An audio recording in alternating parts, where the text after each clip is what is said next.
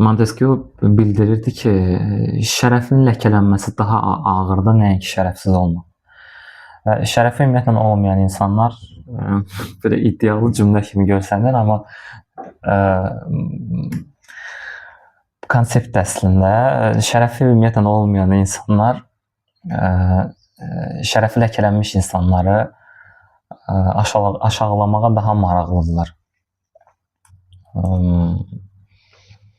Çünki dediyimiz kimi şərəf ətrafdakıların insana verdiyi qiymət olduğundan və bu ətrafdakı qiymətin ləkələnməsi negativ hiss edilə biləndir, nəinki onun ümumiyyətlə olmamağı.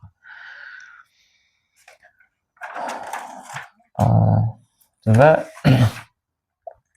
gələk konstitusiya hüququnun əsasını təşkil edən bəzi qeyd xarakterli məsələlərə. Montesquieu bildirirdi ki,